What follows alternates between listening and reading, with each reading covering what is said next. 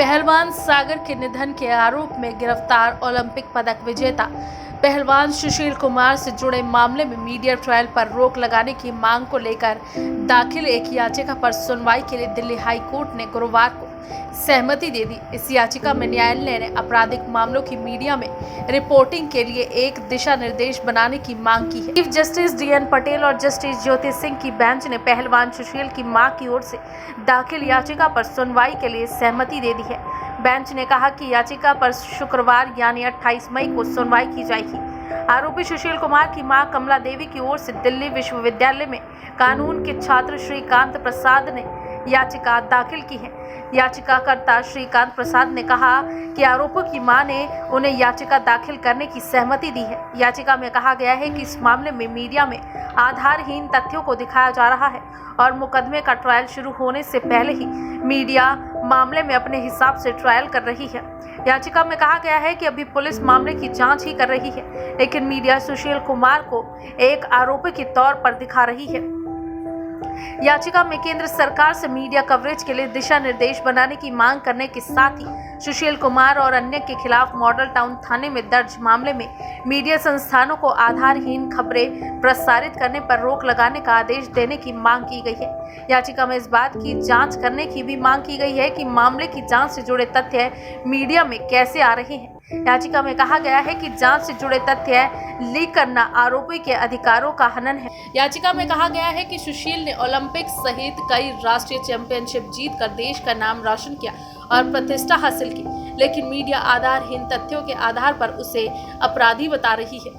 दिल्ली के छत्रसाल स्टेडियम में पहलवान सागर धनखड़ के मामले में गिरफ्तार ओलंपिक पदक विजेता पहलवान सुशील कुमार और उनके साथियों से दिल्ली पुलिस की क्राइम ब्रांच पूछताछ कर रही है। इसी बीच खबर है कि पूछताछ के दौरान सुशील कुमार अपने बयान बार बार बदल रहा है। यही नहीं, इस मामले की गंभीरता को देखते हुए क्राइम ब्रांच की टीम मनोवैज्ञानिक विशेषज्ञ का सहारा ले रही है और इस दौरान सुशील सवालों से न सिर्फ डर रहा है बल्कि सही तरीके से नहीं जवाब देने के साथ चुप हो जाता है। दिल्ली पुलिस के सूत्रों के अनुसार सागर मामले को लेकर हो रही पूछताछ में सुशील कुमार क्राइम ब्रांच की टीम को बार बार अलग बयान दे रहा है। सुशील ने पूछताछ में कहा है कि मैं बेगुनाह हूं और मुझे सागर धनखड़ के मसले पर गुमराह किया गया था, साथ ही मुझे इसके खिलाफ गलत जानकारी दी गई थी। आखिर मैं किसी को क्यों मारूंगा। साथ ही पहलवान ने कहा कि लोगों ने फरारी के दौरान कहा था कि तुम फिलहाल छुप जाओ, बाद में सब ठीक हो जाएगा और वकील के मार्फत कोर्ट को बता दिया जाएगा। मैं किसी की जान लेने के बारे में कभी सोच भी नहीं सकता हूँ और ना मैं किसी भी गैंगस्टर के साथ रहा हूँ, ना किसी का समर्थन या सहयोग करता हूँ। ये एक साजिश के तहत कोई आरोप लगवा रहा है।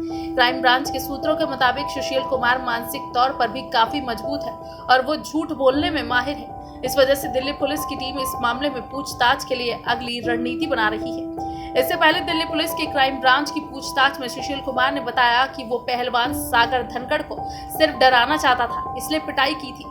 यही नहीं, हथियार भी इसलिए लाए गए थे और इस पूरी घटना का वीडियो खौफ पैदा करने के लिए बनवाया गया था। हालांकि सागर को मारने का कोई इरादा नहीं था, लेकिन जब उसके निधन की सूचना मिली तो मैं भाग गया और 18 दिन तक गायब रहा। इसके बाद दिल्ली लौटा था। वहीं आपको बता दें कि ओलंपियन सुशील कुमार समेत 20 से ज्यादा लोग जूनियर पहलवान सागर धनखड़ की पौने घंटे तक पिटाई करते रहे। आरोपी सागर पर बेसबॉल का बैट, हॉकी और डंडे बरसाते रहे और उन्होंने सागर धनखड़ की 30 से ज्यादा हड्डियां तोड़ दी। पुलिस को मिली पोस्टमार्टम रिपोर्ट से खुलासा हुआ है कि सागर को मल्टीपल फ्रैक्चर थे, उसके सिर की कई हड्डियां टूटने और दिमाग में चोट लगने से उसकी जान चली गई। दिल्ली पुलिस की अपराध शाखा की जांच में खुलासा हुआ है कि सुशील कुमार ने अपने वर्चस्व को कायम रखने के लिए जूनियर पहलवान धनखड़ की जान ले ली थी। उसने 2 साल से छत्रसाल स्टेडियम में सागर का प्रवेश भी बंद कर रखा था। दिल्ली पुलिस के एक वरिष्ठ अधिकारी ने बताया कि सागर धनखड़ और सोनू ने सुशील का मॉडल टाउन वाला फ्लैट 31 मार्च 2021 को खाली कर दिया था। खाली करने के दौरान सागर और सुशील में तू मैं हो गई थी। सुशील ने छत्रसाल स्टेडियम में अपना कब्जा किया हुआ था और आसपास के लोग उसकी इज्जत करते थे। जो सुशील से ऊपर जाने की कोशिश करता वो उसकी आंखों में खटकता था। इस तरह सुशील ने कई पहलवानों का करियर खत्म किया है। गैंगस्टर सोनू महल और अन्य बदमाशों के चलते सागर सुशील को ज्यादा तवज्जो नहीं दे रहा था। इस कारण सुशील ने 2 साल पहले सागर का छत्रसाल स्टेडियम में घुसने बंद कर दिया था। फ्लैट को खाली करने के समय भी सागर ने सुशील को कुछ बोल दिया था। ऐसे में सुशील को लग रहा था कि सागर उसके वर्चस्व को चुनौती दे रहा है।